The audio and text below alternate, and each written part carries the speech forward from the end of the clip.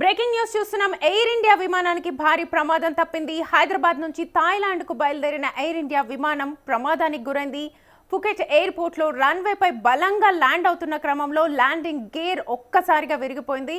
ప్రమాదకర పరిస్థితిలో విమానం ల్యాండ్ అయింది. అయితే ప్రమాద సమయంలో విమానంలో 133 మంది ఉన్నట్లుగా తెలుస్తోంది. ఎవరికి ఎలాంటి ప్రమాదం కాకపోవడంతో అంతా ఊపిరి పీల్చుకున్నారు. సో ప్రమాద ఘటనకు సంబంధించి మనం విజువల్ చూడొచ్చు. సో క్లియర్ కట్గా ఇక్కడ కనిపిస్తుంది మనకు. సో విరిగిపోవడంతో అంటే ప్రమాదకర సిచ్యువేషన్లో ఎలా ల్యాండ్ అయింది అన్నదానికి ఒక ఉదాహరణ. సో విమానం ల్యాండ్ అయ్యేటప్పుడు చాలా జాగ్రత్తలు తీసుకుంటారు. ఎయిర్పోర్ట్ అథారిటీలో ఉన్నటువంటి వాళ్ళకు ముందే సమాచారం వస్తుంది కాబట్టి ఎక్కడ ల్యాండ్ అవ్వాలి, సురక్షితమైన ప్రదేశంలో ల్యాండ్ అవ్వాలా లేదా అనేది చాలా క్లారిటీగా తీసుకొని వాళ్ళు ల్యాండ్ చేస్తూ ఉంటారు, మనం చూస్తూ ఉంటాం.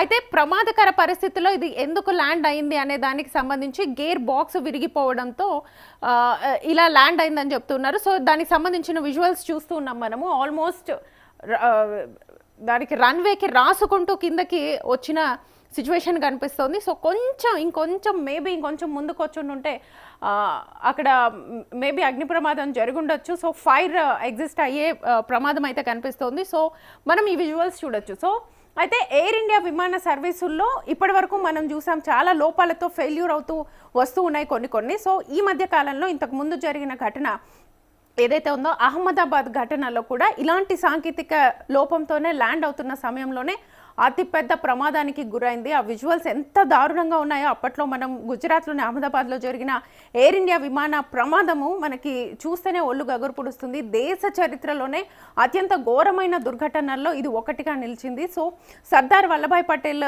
అంతర్జాతీయ విమానాశ్రయం నుంచి లండన్కు బయలుదేరిన ఎయిర్ ఇండియా బోయింగ్ విమానము టేకాఫ్ అయిన క్షణాల వ్యవధిలోనే కుప్పకూలి మంటల్లో దగ్ధమైంది. ఆ విజువల్స్ మనం చూసాం. సో అందులో ఒక్కడే మృత్యుంజయుడిగా బయటపడ్డాడు. ఆ ప్రమాదంలో 279 మంది మృతి చెందారు. సో కొన్ని సాంకేతిక లోపాలతో ఈ ప్రమాదాలు జరుగుతూ ఉంటాయి.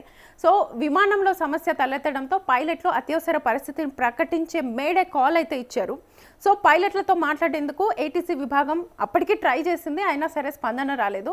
ఇందులోనే విమానం అకస్మాత్తుగా కిందికి దిగిపోతూ సమీపంలోని వైద్య కళాశాల భవనాన్ని ఢీకొట్టి కుప్పకూలిపోయింది. ఆ ప్రదేశంలో మనం చూడొచ్చు, తింటున్న ఫుడ్ ఐటమ్స్ కూడా అలానే ఉన్నాయి. సో ఆ లైవ్స్ కూడా మనం చూసాం ఎంత భయంకరంగా ఉంది అనేది.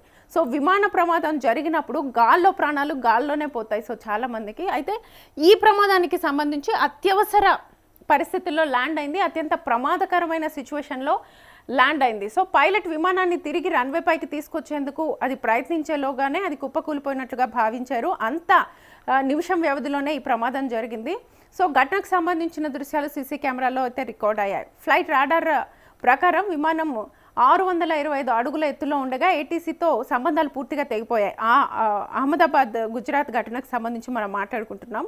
సో ఆ విమాన ప్రమాదానికి గురవ్వడమే కాకుండా అది మెడికల్ కాలేజ్ హాస్టల్ భవనంపై కూలింది. సో దానివల్ల విమాన ప్రమాదంతో పాటు అక్కడ ఉన్న వాళ్ళ మృతుల సంఖ్య కూడా పెరిగింది. సో ఈ విమానంలో 230 మంది ప్రయాణికులు ఉన్నారు, 10 మంది క్రూ సిబ్బంది ఉన్నారు, 2 పైలట్లతో కలిపి 242 మంది ఉంటే 241 మంది చనిపోయారు. మెడికల్ కాలేజ్ భవనంలో కూడా 38 మంది విద్యార్థులు చనిపోయారు. దీంతో అహ్మదాబాద్ విమాన ప్రమాదంలో ఆల్మోస్ట్ మొత్తం 279 మంది మరణించారు. ఇది ప్రస్తుతం ఎందుకు మాట్లాడుకుంటున్నాము అంటే కొంచెం త్రుటిలో తప్పిపోయిన ప్రమాదం ఇది. సో మనం చూడొచ్చు ఎంత ప్రమాదకరమైన సిచ్యువేషన్లో విమానం ల్యాండ్ అయింది అని. సో ఈ విమాన ప్రమాదం జరిగింది, కానీ దేవుడి దయ వల్ల ఎవరికి ఎలాంటి హాని జరగకుండా అందరూ బయటపడడంతో అందరూ కూడా ఊపిరి పీల్చుకున్నారు. సో అహ్మదాబాద్లో జరిగిన భారీ విమాన ప్రమాదం జరగడం ఆల్మోస్ట్ ఇది రెండోసారి. 1988 అక్టోబర్ 19న ఇండియన్ ఎయిర్లైన్స్ విమానం ఈ విమానాశ్రయంలోనే దిగుతూ కుప్పకూలిపోయింది. విమానంలో దాదాపుగా 130 మంది మృతి చెందారు. ఇక తాజాగా మరోసారి ఎయిర్ ఇండియా విమాన ప్రమాదం జరగడంతో ప్రయాణికులు మళ్ళీ ఒకసారిగా ఉలిక్కి పడడం జరిగింది. సో ఈ విమాన ప్రమాదాలకి సంబంధించి మనం విజువల్స్ చూడొచ్చు, చాలా క్లియర్ కట్గా తెలుస్తుంది. సో ప్రతిదీ మనకు రికార్డెడ్గా ఉంటుంది కాబట్టి ఏం జరిగింది అనేది. సో సాంకేతిక లోపము ఈ గేర్ బాక్స్ విరిగిపోవడం వల్ల సో ఇలా ల్యాండ్ అయిన సిచ్యువేషన్స్ మనకు కనిపిస్తున్నాయి. సో ప్రమాదాలు అనేవి ఎక్కడ ఎప్పుడు ఎలా జరుగుతాయో తెలీదు, కానీ కొంచెం జాగ్రత్తగా ఉండాలనేది అయితే మనందరికీ తెలిసిందే. ప్రత్యేకించి ఈ విమాన ప్రమాదాలకు సంబంధించి ఎవరైనా సరే టేక్ ఆఫ్ అయినప్పుడు ఒక రకమైన భయం ఉంటుంది, తిరిగి ల్యాండ్ అయ్యేటప్పుడు ఒక రకమైన భయం ఉంటుంది. సో ప్రతిదీ కూడా కనెక్ట్ ఉంటుంది. అత్యవసరంగా ల్యాండ్ చేయాలా, లేకపోతే విమానంలో ఏమైనా సాంకేతిక లోపం ఉందా? సో ప్రతిసారి మనం చూస్తుంటాం కొంచెం సాంకేతిక లోపం వస్తే టేక్ ఆఫ్ అయిన 10 minutesకో లేదో ఎప్పుడో అత్యవసర ల్యాండింగ్ చేస్తూ ఉంటారు. సో అలాంటి సిచ్యువేషన్స్ అవి దాటిపోయిన తర్వాత మన చేతుల్లో ఏం ఉండదు, కాబట్టి ఇలాంటి ప్రమాదాలు జరగడం చూస్తూ ఉంటాం. సో గుజరాత్లో మనకి సర్దార్ వల్లభాయ్ పటేల్ ఎయిర్పోర్ట్ దగ్గర నుంచి వెళ్ళిన 5 నిమిషాలు కూడా కాదు, 2 నిమిషాల్లోనే అది ఆల్మోస్ట్ ప్రమాదానికి గురవ్వడం, అందులో ఒకడు బయటపడడం అనేది ఎంత భయంకర ఘటనో మనం చూసాం అప్పుడు.